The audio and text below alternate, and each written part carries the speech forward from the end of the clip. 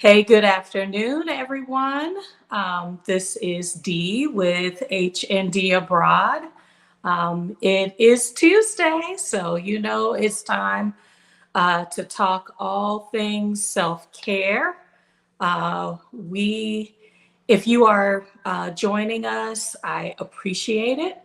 Um, my name is Dee. I am one part of HND Abroad, where we talk about our real time journey moving abroad. So we have planned to move by the end of 2024, and we are sharing our journey, our priorities, the results of our uh, interactions with people on the ground and our personal scouting trips and all the things that it takes to get yourself out the door and stay motivated along the way.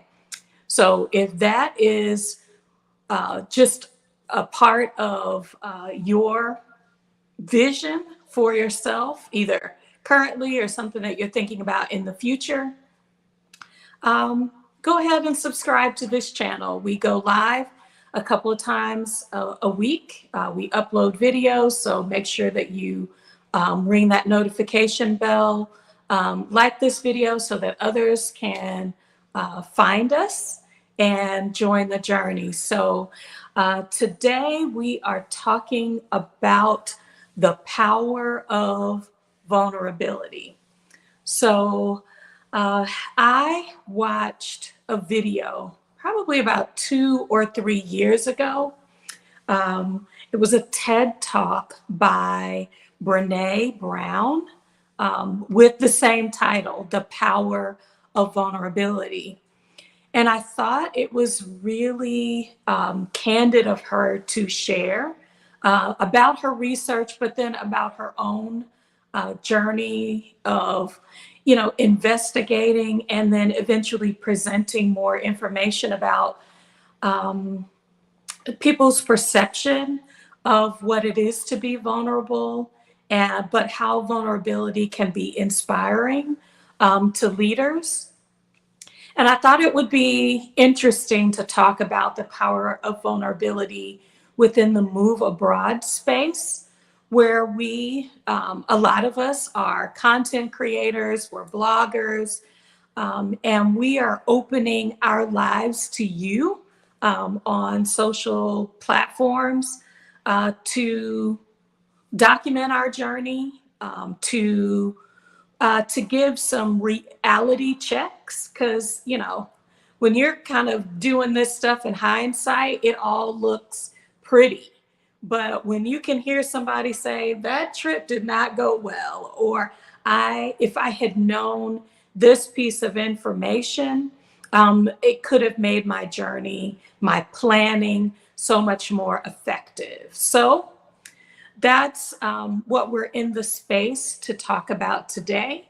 Um, so, and so I'm going to be vulnerable in this space as well, because one thing that Brene Brown talked about was how important vulnerability was in the concept of courage. You cannot have courage without vulnerability. It does not mean telling all your business. So in the Black community, in my house, my parents were like, if it's happening at our house, that's where it needs to stay. And I understand the importance of protecting that. As a married woman, I understand about how important it is to guard levels of insight into the intimate details of the goings on. But I think a level of reality is needed, a level of struggle, of disappointment, of tears, as a balance to triumph and success is important, because I think when I look at social media and I decide, who are the people who will influence my journey, my thought process? I want to find people who have a similar experience to mine.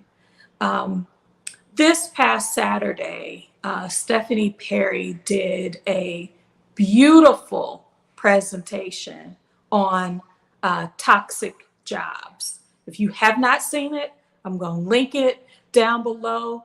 What was pivotal? What made me say at 9 o'clock on a Saturday morning, for me in the Central Time Zone, that I was going to get up and listen to three women talk about toxic jobs, is that conversation that people were having that mirrored a lot of my own experiences with work and supervisors and not feeling supported, and actually experiencing the physical impact of toxic workplaces and the mental anguish that can go along with questioning, am I really feeling this? Is this, all in my head, or is this, the reality of what it takes to be in corporate America or to make a living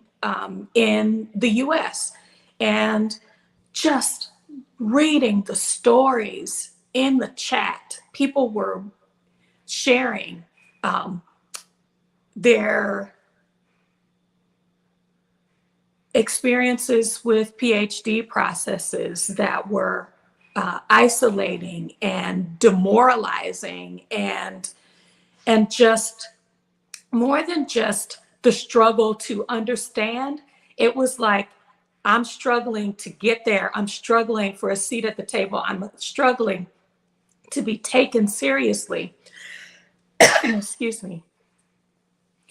And those experiences where you are leaving your children behind, and working long hours in a workplace where you're having to not only justify your worth, but justify that every experience that you're giving to your employer is bigger and better than the last success that you've had on your team, with your team, and feeling overlooked, like either you don't have enough of something, whether it's education or experience, or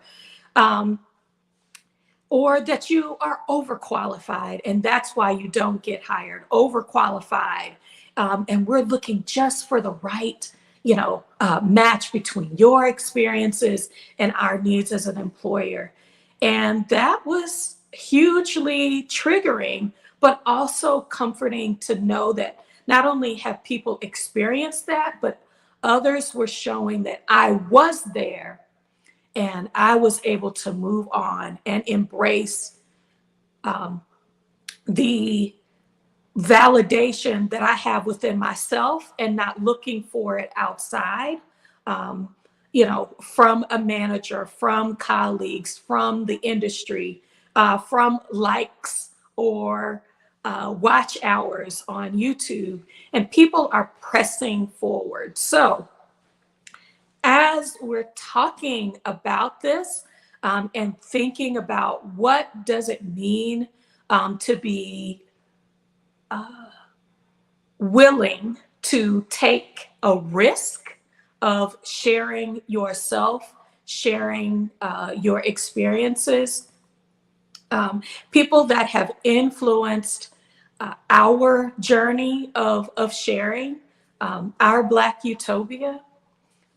Rick and Halisi were really early in our process of seeing a couple say, look, we're not trying to be experts in this space. We're really trying to share that, hey, we were deeply in debt, made a decision to turn things around and got our money together, identified a target of moving to Portugal, and then executing that against all odds, against timelines and responsibilities for, family, and grandchildren, and just maybe people that didn't understand how important their goal was to press forward as a couple. So I want to take this opportunity to say thank you to them for inviting us literally into their house, into their process, and championing those that were looking for, could this journey of moving abroad, be something that could fit into my life. Another couple that influenced us, specifically both the husband and the wife, was Angela and Lamar. So if you have not found their channel, these channels, we will link to them in the description box. Angela showed us her house, her decluttering process, her estate sale, trying to pack her car, processing the grief of leaving a life that she had built, memories of her mother who had lived in her home that she had helped to take care of, and to really be authentic, and showing the authentic process that, y'all, it's not all rainbows and butterflies and all of the pretties. It's, I got robbed. Somebody took advantage of me. I overpaid for something, and people saying that we are living in a real experience is helpful to H and I on our process, but it's also influenced how we share the Move Abroad experience with you, our audience. So stepping back a bit, we, were pretty transparent about what it took to get on the same page. So if you have not watched our Convince Your Spouse broadcast, that was really a challenge. That was a real risk for me, who I consider myself pretty private, to kind of say, hey, there were times in our relationship where we were on the same page, and like, we are team, we are H&D, that indestructible team. And then there were times when, he was leading and I was kind of dragging my feet, and I was leading and he was creating what I thought sometimes were barriers, but really were, when I took the time to listen, real things that I should consider, that we could investigate together. And it's that together process that we want to and willingly and eagerly share with our audience, that we think are connection points that people have mentioned in the chat. So thank you for doing that. People who have joined the replay and who have said, I'm so glad people are talking about this. I want to have these kinds of conversations with my spouse, with my children. If you did not watch the conversation that we had with Living, Loving Abroad, with Aging Grateful, about what does it take to move abroad, talking to your children, reaching out. And when you reach out to say, hey, we're going to do something that is normally not done, the universe has literally brought people on their path, or has illuminated that these are actually resources. I was so glad to hear LaShawn say that she had a colleague that had lived in Ecuador, and they were heading back at the same time. Imagine if she had not shared her journey, what that could have how that could have been a disadvantage to her, and what doors were open because she was open. going to share a little bit. So my husband, probably about 12, 14, gosh, years ago, was looking for a job. He had applied to a position that has, merit system. So, those government jobs, it's a whole process. Well, he got up in church and he said, I'm looking for this job. I'm looking, I've applied, I've interviewed, I'm waiting to hear back. And, I would like to have special prayer. Oh my gosh. I could not believe he stood up in our church and said that. And frankly, I was mortified. I was like, how could you tell people that we're looking for work? Like that's, we want to come back and say, hey, look, you got a new job. Things are going great. Things weren't going great. But what I found out was that one of our church members happened to be friends with the hiring manager and did a character reference and a reach out to the hiring manager to say, you might want to look closer at this candidate. In accordance with their process, she was able to do that. And that opportunity would not have presented itself if you don't take the opportunity to step into that risk area and share and be vulnerable, whether that's asking for help, sharing your personal story, or just saying it's okay to not be okay. I'm also mentioning this because it's May, and May is Mental Health Awareness Month. And there are a lot of people that are facing emotional and mental health challenges. They are, or their children, or someone in their circle, and saying counseling is positive. Getting help, that you don't have to do it yourself, that massages and getting extra sleep and eating a healthy meal and taking walks may not be enough to help you address your mental health need, because that is my story, or I have had an experience. People are experiencing loss and loneliness and isolation and grief, and stepping forward to say, I am struggling, I have struggled, and help is available. Here is my truth.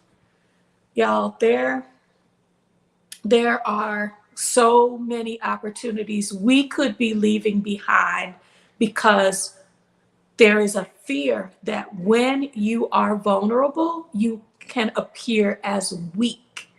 And even in Brene Brown's presentation, her second TED Talk, where she talked about shame, that was really deep for me, is we are always learning. There is personal learning, and then the learning, the lessons that we share from those experiences, which can include shame and disappointment and not hitting the mark and embarrassment. That everybody don't need to know everything. That is not what I'm advocating here. But what I'm saying is, when you close yourself off and consider every vulnerability as a risk, there is the chance of missing the opportunities for connection. And I'm saying that because I have raised my hand in this Move Abroad space to say, I need an accountability partner that will help me, do body doubling. So body doubling is one way to mentally connect, not to connect with an accountability partner or accountability group. You sit together for a specified amount of time to sit and do a task. And because you are mirroring um, uh, positive, focused behavior, you're able to accomplish more. And so many of us are doing that. The Journal with Me with Kathy Hampton. Yeah, I've wanted to journal. I haven't, but that space has given me the environment to sit down and take advantage of that, and to really process different aspects of the Move Abroad process, the planning process, how I want to express myself. And y'all know my newest vulnerability area is I got to talk to my management and see what opportunities there are to stay with my current company. That is hugely vulnerable, but I don't have to do that without support. And so get yourself a community of people.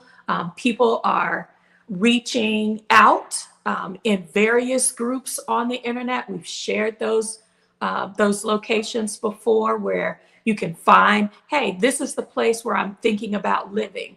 And I can get in that group and say, hey, can you share with me, or can I connect with someone who's also on the same path to move to this place or moving at around the same time? You can surround yourself with people who give you the motivation, who validate your humanity. And that is a huge part of vulnerability, is recognizing and embracing your humanity and sharing your humanity with others. So the other person that is talking about this that I follow is Renece. Let's see. So Alicia Renece, the artist. I want to say thank you to her for her session on being a strong Black woman is a trap. So that's kind of how I'm going to tie this up today. Is if you are battling between the persona of being strong and the perception of weakness because of the challenge of courage and vulnerability being in your space, please watch. Please watch this session about the trap of being strong, because you don't want to get caught up in that external validation that you think is going to come. Because like she said, Elise Renee said, she said, look, y'all, you might get that clap, clap, but 5 minutes later, people have forgotten. The vulnerability, the importance of embracing the vulnerability and the self-love that comes from validation, that comes from within, keeps you out of the strong woman trap and the trap of being what is not authentically you. Because the goal line is always going to move farther away when you enter that trap of being the strong Black woman. I've always got to look strong. And that strength is threatened by being vulnerable and sharing your struggle or asking for help or not being the one that everyone looks to for the answers or to be their rock. So we're fighting those narratives. We are embracing ease, like Stephanie Perry says. We are in spaces like YouTube and other social media platforms that say, look, you don't have to do it alone. There are lots of people that are struggling and that are willing to share their story. Have you considered sharing your story with your children, with a colleague, with your partner? I hope you'll consider that today. I am Dee with H&D Abroad. I hope you enjoyed this Self-Care Tuesday topic. Let me know what resonates with you in the chat. If you're joining us in the replay, put hashtag replay. We really appreciate the support. Have a good afternoon.